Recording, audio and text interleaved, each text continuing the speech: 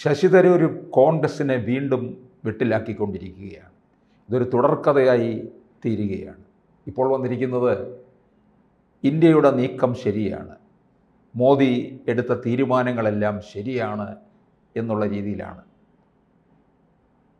ശശി തരൂർ അത് രാഷ്ട്രീയം പറഞ്ഞതല്ല, സത്യം പറഞ്ഞതാണ്. അദ്ദേഹം പറഞ്ഞത് 100% ശരിയാണ്. കാരണം അദ്ദേഹത്തിന് സ്വയം ആത്മവഞ്ചന നടത്താൻ പറ്റില്ല. കാരണം ഒരു ഇൻ്റലിജൻസ് എന്ന് പറയുന്നത് നമുക്ക് നേരെയുള്ള ആക്രമണങ്ങൾ കുറയ്ക്കാൻ വേണ്ടിയിട്ടുള്ള ഒരു സംവിധാനമാണ്. അതൊരു രാജ്യത്തും ഒരു കാലത്തും ഒരിക്കലും 100% വിജയിക്കുകയില്ല. ലോകത്തിലെ ഏറ്റവും വലിയ സെക്യൂരിറ്റി ഏജൻസിയാണ് ഇസ്രായേലിന് സ്വന്തമായിട്ടുള്ള മൊസാദ്. ഇസ്രായേലിൻ്റെ കരുത്താണ്. ഇസ്രായേലിനെ അറബ് ലോകത്തു നിന്നും ഇമ്മ്യൂണൈസ് ചെയ്യുന്ന ഒരു ഇൻ്റലിജൻസ് സംവിധാനമാണത്. CIA എന്ന് പറയുന്ന ഏറ്റവും കൂടുതൽ ധനമുള്ള ആ ഇൻ്റലിജൻസ് ഏജൻസിയേക്കാൾ വളരെ പ്രിസൈസായിട്ട് സൂക്ഷ്മതയോടുകൂടി കാര്യങ്ങൾ കണ്ടെത്തുന്ന ഹൈലി ഇൻ്റലിജൻ്റ് ആയിട്ടുള്ള, അതിൻ്റെ കൂടെ ജൂതന്മാരുടെ പ്രസിദ്ധമായ ബുദ്ധി, നൊബേൽ സമ്മാനം നേടിയിട്ടുള്ള ശാസ്ത്രജ്ഞരിൽ ഏറ്റവും ആ വംശത്തിൽപ്പെട്ട ആൾക്കാരാണ്. എവിടെ ഒരു ജൂതനുണ്ടോ അദ്ദേഹത്തിൻ്റെ പ്രതിഭ തെളിയിച്ചിരിക്കും. അങ്ങനെ DNA എന്ന് പറയുന്നത് വളരെ ഇൻ്റലിജൻ്റ് ആയിട്ടുള്ള ഒന്നാണ്. അങ്ങനെ ഒരു വംശം തന്നെയാണത്, സംശയമൊന്നുമില്ല. ആർക്കും ആ കാര്യത്തിൽ സംശയമൊന്നുമില്ല. അവരുടെ കണ്ടുപിടുത്തങ്ങൾ, അങ്ങനെയുള്ളൊരു കണ്ടുപിടുത്തമാണ് ഈ മൊസാദ്. അവരുടെ രാജ്യത്തെ അയൺ ടോം ഉപയോഗിച്ചുകൊണ്ട് സംരക്ഷിക്കുക എന്നുള്ള ഇൻ്റലിജൻസ്. പക്ഷേ ഈ ഇൻ്റലിജൻസിനെ എല്ലാം മറികടന്നുകൊണ്ടും അതിജീവിച്ചുകൊണ്ടും പാലസ്തീൻകാർ ഒരു ജൂത ആഘോഷ ദിനത്തിൽ അങ്ങോട്ട് കടന്നു കയറിയല്ലോ. ഇസ്രായേലിൻ്റെ രക്ഷയ്ക്ക് വേണ്ടി ചെയ്ത സംവിധാനങ്ങളെല്ലാം നിഷ്പ്രഭമാക്കിക്കൊണ്ട് അവിടുന്ന് ബന്ദികളായിട്ട് സ്ത്രീകളെ, കുട്ടികളെ ഒക്കെ കൊണ്ടുപോവുകയും പലരെയും പരസ്യമായിട്ട് കുട്ടികളുടെ മുമ്പിൽ വെച്ച് ബലാത്സംഗം ചെയ്യുന്ന ക്രൂരവും നിഷ്ഠൂരവുമായ കൃത്യം ചെയ്യുകയും ചെയ്തു. ഈ ഇൻ്റലിജൻസ് അവിടെ നിലവിലിരിക്കെ തന്നെ അവർക്കതിന് കഴിഞ്ഞു. അതൊരു ഇൻ്റലിജൻസ് പരാജയമാണെന്ന് ചോദിച്ചാൽ അതെ. അവിടെയാണ് ശശി തരൂർ പറയുന്നത് ഒരു ഇൻ്റലിജൻസും 100% ഫുൾ പ്രൂഫ് ആയിരിക്കത്തില്ല. എവിടെയെങ്കിലും ഒരു പഴുത് കാണും. ആ പഴുതിലൂടെ ആക്രമണികൾ തുളഞ്ഞ് അല്ലെങ്കിൽ തുരന്ന് അകത്ത് കയറുകയും ചെയ്യും. അതാണ് അവിടെ സംഭവിച്ചത്. ഇത് തന്നെയാണ് പഹൽഗാമിൽ സംഭവിച്ചത്. പിന്നെ പഹൽഗാമിൽ സംഭവിച്ചത് സുരക്ഷാ വീഴ്ചയാണ് എന്ന് നമുക്ക് 100% ആണയിട്ട് പറയാനും പറ്റില്ല. എന്തെന്നറിയാമോ? വാസ്തവത്തിൽ പഹൽഗാമിലേക്കുള്ള ടൂറിസത്തിൻ്റെ സമയമായിട്ടില്ല. പഹൽഗാമിൽ ടൂറിസം നടക്കേണ്ട സമയം, അതായത് വിനോദസഞ്ചാരികളെ അങ്ങോട്ട് അനുവദിക്കേണ്ട സമയം ജൂണാണ്. അപ്പോൾ അവിടെ ഒരു തെരഞ്ഞെടുപ്പ് നടത്തി ആ യൂണിയൻ ടെറിട്ടറിക്ക് ഒരു മുഖ്യമന്ത്രി ആയി കഴിഞ്ഞപ്പോൾ മുഖ്യമന്ത്രി എടുത്ത തീരുമാനമാണ് ഇത് ഏപ്രിൽ മാസത്തിലേക്ക് കൊണ്ടുവച്ചത്. ശരിയാണ്, കോടിക്കണക്കിന് രൂപയുടെ 23,000 കോടി രൂപയുടെ 35 ലക്ഷം വിനോദസഞ്ചാരികളൊക്കെ വന്നിട്ടുണ്ട്. ടൂറിസം കൊണ്ട് കാശ്മീർ വളരെയധികം നേട്ടങ്ങൾ നേടിയിട്ടുണ്ട്. മുഖ്യമന്ത്രി നമുക്ക് കുറ്റം പറയാൻ പറ്റില്ല, അദ്ദേഹം നിർദോഷമായിട്ട് ചെയ്തൊരു കാര്യമാണ്. പക്ഷേ ഈ കാര്യം അദ്ദേഹം കേന്ദ്ര ആഭ്യന്തര മന്ത്രാലയത്തിനെ അറിയിച്ചിരുന്നില്ല. അവിടെയാണ് ഗുരുതരമായ ഓപ്പൺ ചെയ്ത് കൊടുത്തത്. അത് കൊടുത്തത് എന്ന് മാത്രമല്ല, ഇൻ്റലിജൻസ് തീർച്ചയായിട്ടും ആക്റ്റീവ് ആവുകയും ഇങ്ങനൊരു ആക്രമണം ഉണ്ടാവാൻ സാധ്യതയുണ്ടെന്ന് പറയുകയും ചെയ്തു. പക്ഷേ ആഭ്യന്തര മന്ത്രാലയം എന്താ വിചാരിച്ചത്? നമ്മുടെ ഇൻപുട്സ് അനുസരിച്ച് അവിടെ ടൂറിസം സീസൺ ഉദ്ഘാടനം ചെയ്യുന്നത് ജൂണിലാണ്. അപ്പോൾ ഏപ്രിലിൽ ഇങ്ങനൊരു ആക്രമണം ഉണ്ടാവുമെന്ന് വിചാരിക്കാൻ പറ്റുമോ? സാധാരണ ഇൻ്റലിജൻസ് കോമൺ സെൻസ് വെക്കുമ്പോൾ പറ്റുമോ? ഇത് അറിയിക്കണ്ടേ? ഇങ്ങനൊരു സംഭവം സെൻസിറ്റീവായിട്ടുള്ളൊരു സ്റ്റേറ്റ് ആകുമ്പോൾ അത് അറിയിക്കുക എന്നൊരു ഉത്തരവാദിത്വം അത് നിറവേറ്റപ്പെട്ടിട്ടില്ല. അവിടുത്തെ ഗവർണർ അറിയിച്ചാലും മതിയായിരുന്നു, മനോജ് സിൻഹ. അദ്ദേഹവും അത്. അപ്പോൾ കാശ്മീരിലെല്ലാം സുഖമായിട്ട് പോകുന്നു എന്നുള്ളത് അവസ്ഥ അതാണ് ഡിസപ്റ്റീവായിരുന്നു. അത് വളരെ ഡിസപ്റ്റീവായിരുന്നു. കാരണം അത് നമ്മൾ വായിച്ചെടുത്ത് ഇനി ഒന്നും ഉണ്ടാവില്ല എന്നൊരു കോംപ്ലേസൻസി എന്ന് പറയും, പ്രസാദ മാധുര്യം നമ്മളെല്ലാം കയറി ഭരിച്ചു കളഞ്ഞു. അവിടെയാണോ പെട്ടെന്ന് എല്ലാവരും ഇങ്ങനെ സന്തോഷമായിരിക്കുന്ന അവസരത്തിൽ ആ സന്തോഷം ഇല്ലാതാക്കാൻ വേണ്ടിയാണ് ഈ ക്രൂരന്മാർ ചെയ്തത്. കാശ്മീരിൻ്റെ പുരോഗതിയെ തടയാൻ വേണ്ടിയിട്ടാണ്. ഇപ്പോൾ ബലൂചിസ്ഥാനിൽ നടക്കുന്ന, അവരുടെ നാട്ടിൽ നടക്കുന്നതും ഒരു തരം ഭീകരപ്രവർത്തനമാണ്, സംശയമൊന്നുമില്ല, നമ്മൾ ഉള്ളതായിട്ട് സംശയിക്കും.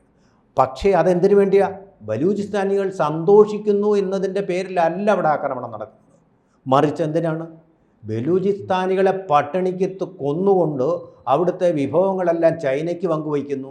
അവിടുത്തെ വിഭവങ്ങൾ എടുത്തു കൊണ്ടുപോയി അവിടുത്തെ സവർണരായിട്ടുള്ള മുസ്ലിങ്ങൾ, ആ വാക്ക് തന്നെ ഉപയോഗിക്കും, പാകിസ്ഥാനിൽ സവർണരായിട്ടുള്ള മുസ്ലിങ്ങൾ ഉപയോഗിച്ച് സുഖിച്ചു കഴിയുന്നു. നമ്മൾ പറയും ഹിന്ദു മതത്തിലാണ് ഈ സവർണ ഉള്ളത്, പിന്നെ അവർണർ ഉള്ളത്. അല്ല, ഈ സവർണ അവർണ വ്യത്യാസം ഏറ്റവും കൂടുതലുള്ള പാകിസ്ഥാനിലെ ഒരു ഭാഗത്ത് ഈ ഷേർവാണിയൊക്കെ ആയിട്ട് വിദേശ നിർമ്മിത കാറുകളിലെ ലംബോർജിനോ പോലുള്ള വലിയ കാറുകളിൽ സഞ്ചരിക്കുന്ന വലിയ വലിയ പണക്കാരായിട്ടുള്ള പഞ്ചാബിലെയും മറ്റു സ്ഥലങ്ങളിലെയും ഒക്കെ പാകിസ്ഥാനികൾ. മറുവശത്ത് ഈ ഷേർവാണിയും ധരിച്ചുകൊണ്ട്, നീണ്ട ഉടുപ്പ് അതും ധരിച്ചുകൊണ്ട് ആട്ട കിട്ടാൻ വേണ്ടി വരുന്ന വാഹനങ്ങൾക്ക് പിന്നാലെ പായുന്ന, വൻ വില കൊടുത്ത് അത് വാങ്ങില്ലാതെ ആ വണ്ടികൾക്ക് പിന്നാലെ പായുന്ന സാധാരണക്കാരായ പട്ടിണിക്കാരായ ആളുകൾ, പട്ടിണി കിടക്കുന്ന ആൾക്കാർ. അവിടെയാണ് ഏറ്റവും കൂടുതൽ സവർണനും അവർണനും ഉള്ളത്. രണ്ട് വിഭാഗങ്ങളാണ് അവിടെ. ആ അവർണർ അവിടെ കിടന്ന് കഷ്ടപ്പെട്ടുമ്പോഴാണ് വിദേശങ്ങളിൽ പോയി സുഖിച്ചു വാഴുന്ന ബെനവൽ ഭൂട്ടോയെ പോലെയുള്ള, അതുപോലെ തന്നെ അതിൻ്റെ പ്രധാനമന്ത്രിയായിട്ടുള്ള ഷഹബാസ് ഷെറീഫിനെ പോലെയുള്ള ആളുകൾ ഇങ്ങനെ വാഴ്ത്തുന്നത്. വലിയ സൂട്ടും കോട്ടും ഒക്കെ അണിഞ്ഞുകൊണ്ട് വിദേശ യൂറോപ്യൻ സ്റ്റൈലിൽ ഇങ്ങനെ നടക്കുന്ന ആൾക്കാർ, അങ്ങനെയുള്ള ആൾക്കാർ. അങ്ങനെ രണ്ട് തരക്കാരവിടെ. പക്ഷേ ഒരു കാരണവശാലും കാശ്മീരിലെ ആളുകൾ സന്തോഷിച്ചുകൂടാ. അവർക്ക് സ്വന്തം തൊഴിൽ കണ്ടെത്തി അവർ ജീവിച്ചുകൂടാ. അവരെ എന്നും കൊന്നും ഇങ്ങനെ പട്ടിണിക്കാരായിട്ട് പാവങ്ങളായിട്ട് തളച്ച് അവിടെ ഇടണം. ചില കമ്മ്യൂണിസ്റ്റുകാരെ അങ്ങനെ വിചാരിക്കും. കാരണം കമ്മ്യൂണിസം പട്ടിണി ഉള്ളിടത്തോളമേ കമ്മ്യൂണിസം ഉണ്ടാകത്തുള്ളൂ, അത് കഴിഞ്ഞ് മുതലാളിത്തത്തിലേക്ക് പോകും എന്നുള്ള വിചാരത്തോട് കൂടിയിരിക്കുന്ന പാകിസ്ഥാൻ്റെ ദുഷ്ടമനസ്ഥിതി. അവരങ്ങനെ അപ്പം സുഖിക്കണ്ട. ആരുടെ സുഖമാണ് പോയത്? ശരിയാണ്, നമ്മുടെ 26 പേരുടെ ജീവൻ പോയി. പക്ഷേ അവിടെ കാശ്മീരിലുള്ള ജനസംഖ്യയുടെ, അതായത് ഏതാണ്ട് 30 ലക്ഷത്തോളം പേര്, ജമ്മു കാശ്മീർ താഴ്വരയിലെല്ലാം കൂടെ തോന്നും. കേരളത്തിൻ്റെ അത്രയൊന്നും ജനസംഖ്യയൊന്നുമില്ല. എൻ്റെ ഒരു ഊഹം പറയുകയാണ്, സബ്ജക്റ്റ് കറക്ഷൻ. അത്രയും പേരുടെയും കണ്ണീര് കാണണം അവർക്ക്. ആ കണ്ണീര് കാണാൻ വേണ്ടി ചെയ്ത കുരുതിയാണ് അവിടെ നടന്നത്. അതിനു വേണ്ടി നടന്ന കൂട്ടക്കുരുതിയാണ് അവർ നടത്തിയത്. അതായത് ഇതിനകത്ത് തരൂർ ഇപ്പോൾ ഇന്ത്യയുടെ കാര്യത്തിന് വേണ്ടിയിട്ടാണ് ഈ അഭിപ്രായം പറഞ്ഞത്. ഇന്ത്യയുടെ നീക്കം ശരിയാണ് എന്നുള്ള രീതിയിൽ. പക്ഷേ അത് കോൺഗ്രസിനെ എന്തിനാണ് അസ്വസ്ഥതപ്പെടുത്തുന്നത് എന്നുള്ളത്. അസ്വസ്ഥതപ്പെടുത്തും. നോക്കൂ, അതിൻ്റെ ചരിത്രം പരിശോധിച്ചാൽ AB വാജ്പേയി ആയിരുന്നു പ്രതിപക്ഷ നേതാവ്. ഇന്ദിരാഗാന്ധി ബംഗ്ലാദേശ് പിടിച്ചടക്കി ലോകം ഭൂമി കുലുക്കിയ ഒരു ആക്രമണത്തിലൂടെ മുക്തിബാഹിനിയുടെ സഹായത്തോടു കൂടി ഈ ബംഗ്ലാദേശിനെ മോചിപ്പിച്ചത്. അതിൻ്റെ നന്ദി അവർക്കില്ല, വേറെ കാര്യം, അത് മറ്റൊരു കാര്യം. അന്ന് AB വാജ്പേയി കലറയില്ലാത്ത പിന്തുണയാണ് RSSും ഇന്ദിരാഗാന്ധിക്ക് കൊടുത്തത്. അന്ന് AB വാജ്പേയി വിശേഷിപ്പിച്ചത് അങ്ങനെ ഇന്ദിരാഗാന്ധിയെ ഇന്ത്യയുടെ ദുർഗ, ദൈവതുല്യമായിട്ടുള്ളൊരു വാക്ക്, 3 അക്ഷരമുള്ളൊരു വാക്കുകൊണ്ടാണ് ഉപയോഗിച്ചത് ഇന്ദിരാഗാന്ധി. അവർ ചെയ്ത ആ തെറ്റ് ഈ തെറ്റ്, ഒരുപാട് തെറ്റുകൾ അവിടെ പറ്റി. 19 ലക്ഷം കുടിയേറ്റക്കാരെ ഇന്ത്യയിലേക്ക് നയിച്ചു. അവിടുത്തെ ഡെമോഗ്രഫി കംപ്ലീറ്റ് മാറി, അസമിലെയും അതുപോലെ തന്നെ ബംഗ്ലാദേശിലെയും. അതിൻ്റെ അനുഭവങ്ങൾ ഇപ്പോഴും നമ്മൾ അനുഭവിക്കുകയാണ്. അല്ല, അങ്ങനെ ഒരു വിശേഷണം കൊടുത്തത് ഇന്ന് കോൺഗ്രസ്സുകാർക്ക് അത് മനസ്സിലാക്കാൻ കഴിയുന്നില്ലയോ എന്നുള്ളതാണ് അല്ലേ. ഇന്നത്തെ കോൺഗ്രസ്സുകാരെന്ന് പറഞ്ഞാൽ കൂപ മണ്ടൂകങ്ങളാണ്. ഇതിലിപ്പോൾ ശശി തരൂർ മാത്രമേ ഉള്ളൂ, ബാക്കി എല്ലാവരും പോയി കഴിഞ്ഞു. ഗുലാം നബി ആസാദിനെ പോലെ വിശാല മനസ്കതയുള്ള കോൺഗ്രസ്സുകാരുണ്ട്. എവിടെ ഇന്നവർ? അങ്ങനെയുള്ള ആൾക്കാർ ഇന്നേ പോയി കഴിഞ്ഞു. ഇപ്പോൾ രാഹുൽ ഗാന്ധി എന്ന് പറയുന്ന പമ്പര വിഡ്ഢി, ആ വിഡ്ഢിയും കുറേ അദ്ദേഹത്തിൻ്റെ ഉപജാപക സംഘവും മാത്രമേ ഉള്ളൂ ഈ പാർട്ടിയിൽ. ഇപ്പോൾ അത്രയെങ്കിലും ബുദ്ധിയുടെ ഒരു തിളക്കമുള്ള ഒരാളെന്ന് പറയുന്നത് ഈ ശശി തരൂരാണ്.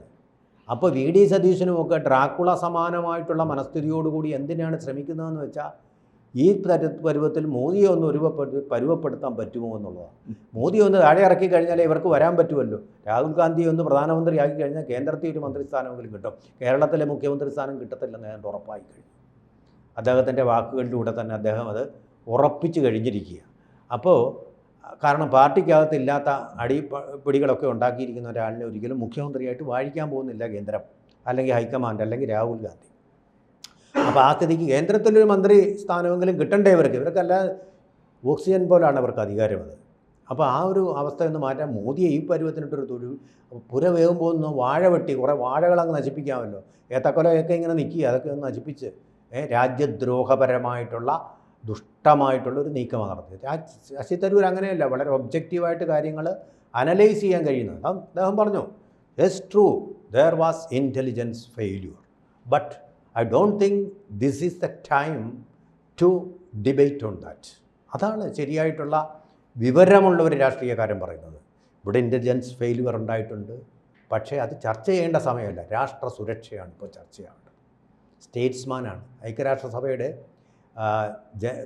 സെക്രട്ടറി ജനറൽ ആയില്ലെങ്കിൽ സെക്രട്ടറി ആയിട്ട് ഇരുന്നിട്ടുള്ളതാണ്. അതിൻ്റെ വിവരം അദ്ദേഹത്തിനുണ്ട്. ആ വിവരമാണ് കോൺഗ്രസ്സിനെ അദ്ദേഹത്തിൽ നിന്ന് അകറ്റുന്നത് എന്നാണ് എനിക്ക് തോന്നുന്നത്. അപ്പോൾ ഒരു കാര്യം കൂടി അദ്ദേഹം പറഞ്ഞു, no intelligence can be 100% fool proof.